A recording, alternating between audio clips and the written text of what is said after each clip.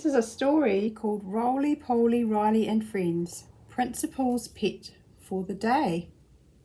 Story by Greta Cole. Just down the road from where Roly Poly Riley lived was a boy named Robbie Williamson. He was a great pal of Riley's, and he would often pop in and play rough and tumble with him. Today he had come round and was having a bit of chit-chat to Mrs. Roberts about something. He had a piece of paper in his hand, and he got Mrs. Roberts to scribble something on it. What's that about? Riley was thinking.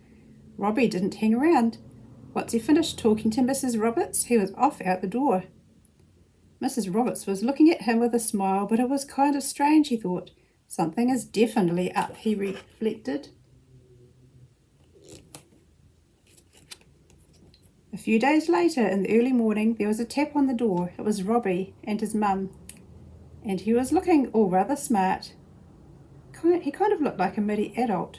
He even had a tie on, along with a briefcase clasped in his hand. Mrs. Roberts was also up early that day. They came in and sat down at the kitchen table, conversing excitedly amongst themselves. Mrs. Roberts went out and then came back a few minutes later with a cat cage. Oi, what's going on here then? Riley was thinking. Whenever a cat cage appears, it means vet day. Ah! But he trusted Robbie. They were good mates. Riley felt sure that if Robbie was coming along, it would be all right. Before you know it, Robbie, his mum and Riley were in the car going out of Mrs. Roberts' driveway. Well, this was a novelty, going out somewhere Mrs. Roberts wasn't tagging along. They parked up, and Riley heard a lot of loud talking, giggling and other noise. As Robbie's mum was taking a caged Riley out of the car, Riley realised that they weren't at the vet. Well, this is all rather strange, he was thinking. What's all these kids doing here? Robbie opened the cage door, and before he let him out, he tied something around his neck. A bow tie, he overheard Robbie's mother calling it. That's Riley, Roly Poly Riley. He was staying close to Robbie, especially with all the commotion going on around him. Children could be a little unpredictable, and Riley always felt a bit nervous around them. Robbie's mum didn't hang around. She was off back in the car and drove away.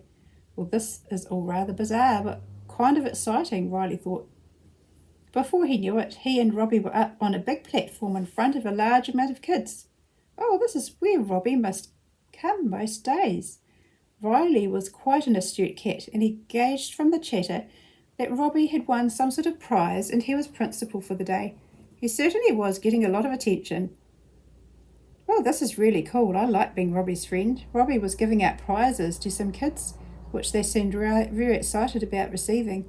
There were big teddy bears, a huge plastic jar of jelly beans, a very large kite, amongst other things. And as the children were coming up, they were shaking both Robbie's hand and Riley's paw. Not too sure why, it made Riley feel important anyway. After that, Robbie and the children sang a few songs. They didn't seem to be in tune, but they all seemed rather happy, clapping their hands and stamping their feet. After the prize giving and sing-along, all the children were dismissed.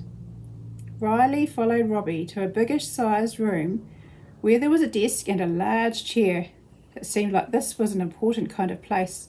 There were bookcases with lots of books, papers, a computer, and other office-type things. Robbie went down and sat in the big chair and directed him to come up on a stool that was beside him. Does this mean I'm second in charge? Riley was thinking. Robbie was giving instructions to various people who were coming in, and he certainly seemed to know what he was doing. He had a large box beside the desk, and he was giving out plastic water squirters to the teachers, telling them to use them on any child who misbehaved. Robbie then went over to a blackboard and started writing up some things that were going to be organised that day. Sausage sizzle, pool party, treasure hunt, bouncy castle, along with some other fun activities. During the excitement of the day's activities, a girl named Molly Milner had jumped off the bouncy castle and grazed her knee quite badly. She was taken to the first aid room, where Nurse Nancy Newton was cleaning up the wound and looking after her. Molly was very sad and forlorn, and nothing seemed to cheer her up. Nancy had an idea and rang the principal's office phone and requested that Robbie and Riley come down. Molly lived on a farm and was very much into animals. Nancy thought Riley could lighten things up a bit. Here we are. Nancy and Roly Poly Riley. And it worked. As soon as Riley swiggered in, Molly was overcome with delight. Would it be okay if Riley keeps Molly company this afternoon? Asked Nurse Nancy. It should be fine, Robbie responded. I'll need his assistance back in Principal's office around 2:30, please. Well, Molly and Riley had a ball. Molly read Riley some books while he lay around in the sun. Then someone brought some goodies in for afternoon tea and even bought some cat treats for Riley. The afternoon just flew by, and before you knew it, Molly had been cheered up no end and went back to class. Riley went and kept Robbie Williamson company in the office. He had a letter typed to go out to all the classrooms stating that no homework was necessary that night. It was about time to go home. But before Robbie's chauffeur mum came to pick them up, Robbie presented Riley with a glistening golden cup. It was shaped like a kitty. I would just like to officially thank you for coming in today and helping out around the place. And we appreciate you keeping Miss Molly Milner company also.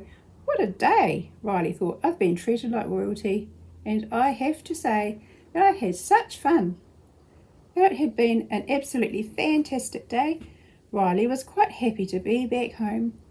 He was rather exhausted by all the day's activities and went over to his favourite spot on the window ledge to have a wee snooze. Mrs. Roberts put his golden kitty cup up on the fire mantel for all to see and admire.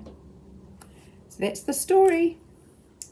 Roly Poly Riley and Friends, Principal's Pet for the Day by Greta Cole.